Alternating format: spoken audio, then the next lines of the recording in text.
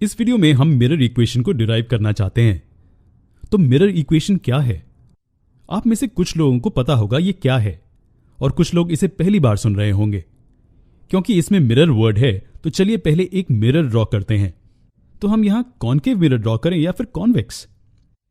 खैर, mirror equation दोनों के लिए काम करती है, लेकिन पहले चलिए कॉनकेव मिरर से शुरू करते हैं।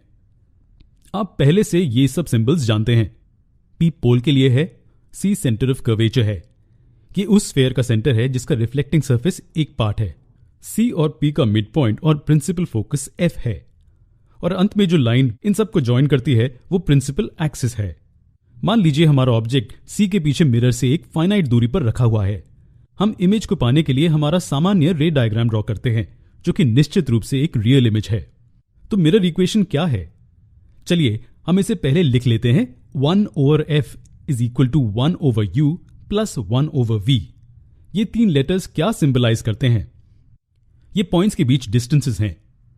इसे बेहतर समझने के लिए चलिए पॉइंट P पर एक टेंजेंट ड्रॉ करते हैं ऐसे। इस इक्वेशन में u ऑब्जेक्ट और मिरर के बीच का डिस्टेंस है, तो ये डिस्टेंस u होगा। ये पॉइंट्स A और P के बीच का डिस्टेंस है। याद रखिए, दो पैरेलल लाइंस के बीच का डिस्टेंस हमेशा सेम होगा, इसलिए ये डिस्टेंस और कुछ नहीं लेकिन पॉइंट्स A और P के बीच का डिस्टेंस है।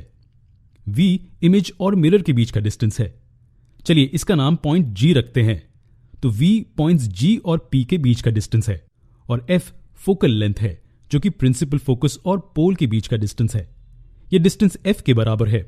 नोट कीजिए कि सभी डिस्टेंसेस मिरर के पोल से मेजर किए जाते हैं और ना कि मिरर पर कोई दूसरे पॉइंट से। तो इक्वेशन से हम देख सकते हैं कि ये हमें मिरर से ऑब्जेक्ट का डिस्टेंस, मिरर से इमेज का डिस्टेंस और फोकल लेंथ के बीच का रिलेशन देती है। क्या होता अगर इसके बजाय हम ऑब्जेक्ट को कहीं और रखते? ये फॉर्मूले को नहीं बदलता। इक्वेशन मिरर से ऑब्जेक्ट की पोजीशन पर डिपेंड नहीं करता है।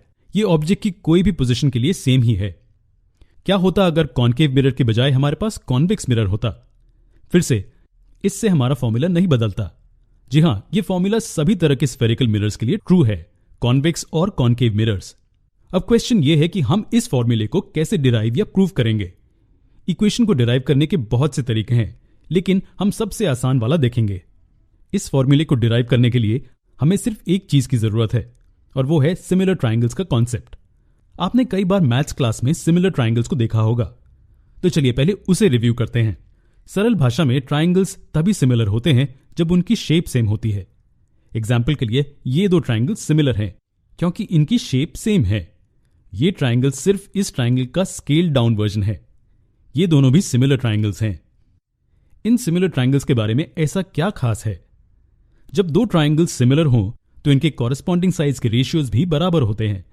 एग्जाम्पल के लिए यहां ट्राइंगल ABC और ट्राइंगल PQR सिमिलर हैं, इसलिए AB over PQ, BC over QR, AC over PR सब एक समान हैं, और ये हमें मिरर इक्वेशन को डिराइव करने में मदद करेगा। दूसरी चीज सिमिलर ट्राइंगल्स के बारे में यह है कि सब कॉरेस्पॉन्डिंग एंगल्स का मेजर सेम होता है। एग्जाम्पल के लिए यहां एंगल A एंगल P के बराबर है, एंगल B एंगल Q के बराबर है, और एंगल C एंगल R के बराबर है। ये रिवर्स में भी काम करता है, यानी कि अगर कोई दो ट्राइंगल्स के लिए अगर हम प्रूव करें कि इनके कॉरेस्पॉन्डिंग एंगल्स इक्वल हैं, तो फिर ये सिमिलर ट्राइंगल्स हैं। इसे ट्रिपलेट टेस्ट ऑफ सिमिलैरिटी कहते हैं, दो ट्राइंगल्स को सिमिलर प्रूव करने के लिए। उसी तरह अगर कॉरेस्पॉन्डिंग साइड्स के रेशियोज इक्वल हैं तो ट्राइंगल्स सिमिलर होंगे। ठीक है, तो मिरर इक्वेशन के लिए हमारे फिगर पर वापस चलते हैं। अब ऑब्जेक्ट के ऊपर से हम एक लाइन ड्रॉ करते हैं जो टेंजेंट को पॉइंट B पर मिलती है। यह लाइन प्रिंसिपल एक्सिस को पैरेलल है, और इस पॉइंट से हम फिर से एक पैरेलल लाइन ड्रॉ करते हैं जो टेंजेंट को पॉइंट D पर मिलेगी। नोट कीजिए कि पॉइंट्स B और D मिरर पर नहीं हैं, ये इस टेंजेंट पर हैं जो पॉइंट P पर ड्रॉ किया हुआ है, लेकिन एक्चुअल में दोनों ही पॉइंट्स वास्तव में मिरर से बहुत नजदीक हैं। ये इसलिए क्योंकि हमने हमारे पिछले वीडियो में देखा है कि मिरर का एपर्चर हम रेडियस ऑफ कर्वेचर से बहुत कम कंसिडर कर रहे हैं। छोटे एपर्चर के कारण ये डिस्टेंसेस भी बहुत कम हैं, और हम ये अज्यूम कर सकते हैं कि ये दोनों पॉइंट्स टेंजेंट पर होंगे। तो हम इन दोनों पॉइंट्स को एक पॉइंट अज्यूम करते हैं और इन दो पॉइंट्स को एक पॉइंट। अब इन दो ट्राइंगल्स को कंसिडर कीजिए। क्या ये दो ट्राइंगल्स सिमिलर हैं? चलिए पहले हम इन्हें यहां अलग अलग ड्रॉ कर लेते हैं। हम देख सकते हैं कि एंगल OAF एंगल DPF के बराबर है, लेकिन क्यों? इन दोनों का मेजर 90 डिग्रीज है। तो इन दो एंगल्स का क्या? जब दो लाइंस इंटरसेक्ट करती हैं तब वर्टिकली ऑपोजिट एंगल्स हमेशा इक्वल होंगे, इसलिए ये दो एंगल्स भी इक्वल हैं। अब बाकी बचे हुए एंगल्स का क्या? हम ये कैसे दिखा सकते हैं कि ये भी इक्वल हैं? बहुत ही बेसिक लॉजिक से हम जानते हैं कि अगर कॉरेस्पॉन्डिंग एंगल्स के दो सेट्स इक्वल होते हैं तो तीसरा सेट इक्वल ही होना चाहिए। आखिर में हमने डबल ए या triple A test of similarity से प्रूव कर दिया कि ट्राइंगल्स OAF और DPF सिमिलर हैं।